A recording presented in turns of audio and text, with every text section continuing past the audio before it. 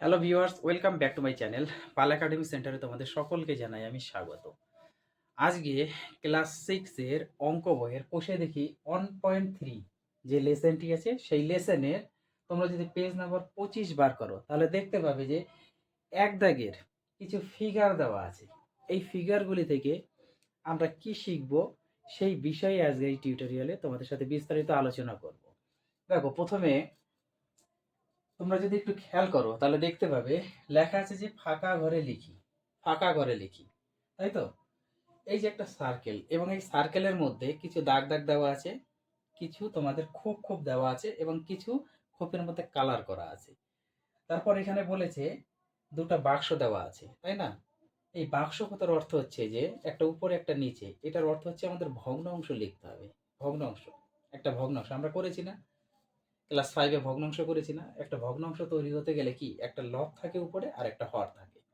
তার মানে আজকে আমরা শিখব কত বাই কত অংশ কোনো কিছু রং করা হয়েছে, বা কত বাই কত অংশ আমাদের রং করতে হবে, বা কত বাই কত অংশ আমাদের ফাঁকা আছে। এই বিষয়ে আজকের এই টিউটোরিয়ালে তোমাদের সাথে বিস্তারিত আলোচনা করব। দেখো, প্রথমে 1 নাম্বার ফিগারে যদি আমরা আসি, একের যেহেতু 3টে ফিগার আছে, নাম্বার একটাই, কিন্তু 3টে ফিগারের প্রথম ফিগারে যদি আমরা আসি তাহলে দেখবে এই যে একটা সার্কেল, এই সার্কেলের মধ্যে কটা ঘর আছে? 1 2 3 4 5 6 7 8 9 10, টোটাল আছে 10টা। 10টা ঘরের মধ্যে আমাদের কালার করা আছে 1 2 3 4 5 6 7, 7টা কালার করা আছে। তার মানে এখন বলছে ড্যাশ বাই ড্যাশ অংশ রং করা আছে। কত অংশ রং করা আছে? আমরা তো গুনলাম 1 2 3 4 5 6 7, 7টা রং করা আছে। তাহলে 7টা যেহেতু রং করা আছে, 7 আমরা বসিয়ে দিতে পারি। 7টা রং করা আছে, আমরা 7 বসিয়ে দিই। 7, 7টা রং করা আছে। টোটাল কতগুলো ঘরের মধ্যে 7টা রং করা আছে সেটা নিচে আমাদের বসাতে হবে। তাহলে টোটাল আছে 7টা, 8টা, 9টা, 10টা। তার মানে কি 10 ভাগের 7 ভাগ, বা 10 অংশের 7 অংশ এই সার্কেলের মধ্যে রং করা আছে। বোঝা গেছে? এইভাবে হচ্ছে আমাদের করতে হবে। এবার পরেরটাতে যদি আসে, পরের ফিগারে দেখো বলছে ড্যাশ বাই ড্যাশ অংশ রং করা নেই। তার মানে কত অংশ আমাদের রং করা নেই? আমাদের গুনতে হবে, কাউন্ট করতে হবে কতগুলি আছে। 1 2 3 4 5 6, নাম্বার করো। 1 2 3 4 5 6, তাই না? 6টা আছে, 6টা ঘর আছে। এবার 6টা ঘরের মধ্যে যে কত অংশ রং করা নেই, কত অংশ রং করা নেই? টোটাল হচ্ছে আমাদের 6, টোটাল হচ্ছে আমাদের 6, 6টা আছে।